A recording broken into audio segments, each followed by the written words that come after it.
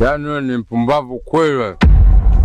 Unakubali kuachika na mwanamke wako kwa sababu ya mwanaume mwingine?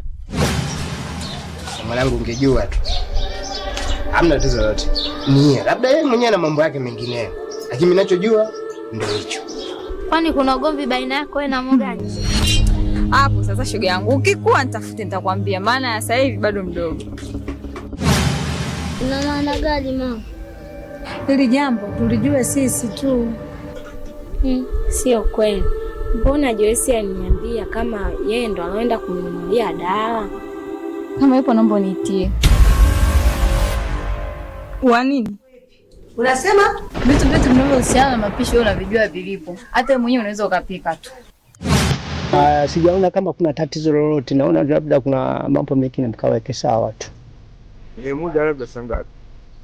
Labda tufanye saa 10. Lakini nimesema hivi. Mimi sitahusika na huo ujauzito. Hadi atakapokuja kuzaliwa mtoto, nije nione sura yake. Kifanana na sura yangu, mimi nitahusika. Unapotea. Mjomba unapotea. Akifanana na mama yake. hakuna ndoa tena. Tena sitaki kumuona kwenye mboni ya macho yangu. Nilijua mimi ndo wazazi ambao mtaunganisha watoto waendelee kuishi kwenye ndoa pamoja. Maana hakuna ndoa ambayo inakosa changamoto mamaangu. Anachokiongea mjomba wako yuko sahihi. Inawezekana hiyo mimba ni ya kwako. Wewe kubali kulea tu. Mama, mbona mimi sijafanya kitu chochote? Siku 5 zilizopita nilimuuzia dawa. Yeye alisema kwamba ameagizwa na mdada mmoja.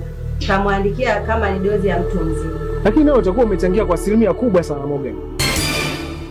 Kwa sababu wewe ungemrudia haya yote asingetokea.